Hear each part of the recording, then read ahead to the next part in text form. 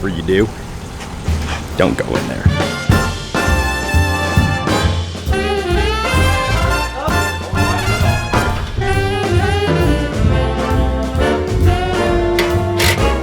So you want to hear a quick story about how I almost drowned one time? Pretty wild. So I used to be stationed in San Diego, and at that time, a group of friends and I decided to go freediving in La Jolla Cove. So it's about a Friday afternoon, and we show up to La Jolla, and sure enough, it's right in the middle of El Nino. We've got like 30-foot waves rolling and barreling into La Jolla Cove. That time you almost died? Yeah. Yeah, I am. Let's see how you tell this story. David was actually there with me, so he could give a little input on how things went down. He likes to exaggerate some of the finer details. David loves to keep me honest. He sure does. Well, Johnny, give it So away. anyway, we're there at La Jolla Cove. It's me, David, and our good friend Chestnut. He's a Navy SEAL, pretty badass dude. We're about to enter the water, and no shit, the waves are like 30 feet high. From which perspective? Well, I might have been a few inches shorter then, but I'd say around 15 to 20. okay. But we'll, you know what? We can meet at 20. We'll tell what he thinks. So you hear it? 30 feet. So anyway, we're booting up. We're at the shoreline. We got our booties on, wetsuits on. We're putting on our fins, and the lifeguards are freaking out. The beach master comes down, and he's giving us warnings on how we shouldn't enter because the conditions are deadly, like literally deadly. Deadly, right? He was being very, very dramatic. Yeah.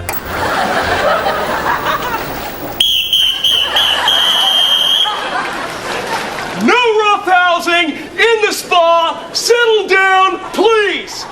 When we came out, the waves were barely breaking white, for the record. And it was during El Nino, so it's supposed to be scary. El Nino is Spanish for the Nino. It wasn't that fucking scary. It was pretty scary.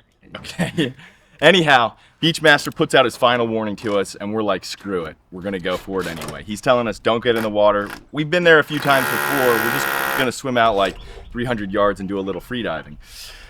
So Jake and David end up shooting off into the water, and I kind of scramble behind them. John jumped in at the same time as us.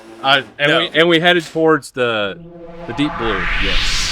So I'm pacing behind them, probably like 40 feet. You know, they've got a good head start, and a big wave just barrels in. I try to duck underneath it, and the wave crashes onto me and smashes me up against some coral bed, knocks my snorkel out of my mouth, and then sure enough, another one just slams me again. I kind of panic, just a little bit. Yeah. Can I jump in real quick? At this exact moment, me and our buddy Jacob are about probably 60 yards further into the ocean than him. And I stop and I look around and I'm like, You dodged the big swell that hit me. oh no, I didn't see any waves. So that shit was just smooth as That's why this story confuses me from his perspective. So we're sitting out there and I'm looking around. This is how much I'm bobbing. Not kidding. El Nino. Yo soy El Nino. Because you made it past the break. Yeah. I was I getting just, you know, slammed I by got the you. waves. I got you. Okay, so it's Inside probably the break. for him. But anywho, look around and I don't see John. Jake, where's John? He points off at a bunch of rocks and he's just crawling on these rocks. I was on a coral bed and I was getting slammed pretty hard. He was. It was frightening. At that point, fear had completely corrupted my mind, and I turned back toward the shore. With much shame and humility, I walked back up on shore just to meet the beach master telling me I'm not allowed to get back in the water again. Followed by a news crew, San Diego Live, whatever, coming down to interview me on my great failure in front of everyone. And that's where I pop in again. Me and Chestnut, we're swimming around, having a good time. We pop up. He goes, David, look at the shore. And we just see Johnny just cheesing, talking to this very pretty news reporter. And we're like, what the is going on? And then about 15 degrees to the left, this lifeguard on a jet ski. Acting crazy as it wasn't as crazy. Get on the jet skis, you're gonna die! And me and my friend Chestnut just sitting there. What the fuck? And then Chestnut's like, we should go back because John's back.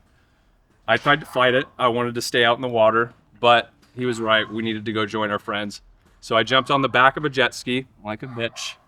and they took us back in. The jet ski towed Jake and David back in from the crazy surf, saving their lives, and also just in time for the news crew to capture the entire event. Oh, a helicopter So- caught it on film too. Yeah. And I got texts from my friends later that night. Later that night, I was at the gym working out, and sure enough, right there on live TV, I'm getting interviewed while my two great friends are being pulled out of the treacherous waters. So it was a little humiliating for everyone. I do take the brunt of that blow by failing at the mission. But what did we learn, John? What we learned is that next time when adventure slaps us in the face, we're not going to turn away and cower with our tail between our legs, but instead embrace the unknown and the deep blue and trudge forward, because at least we will still hold our pride. And that's what matters. Yes.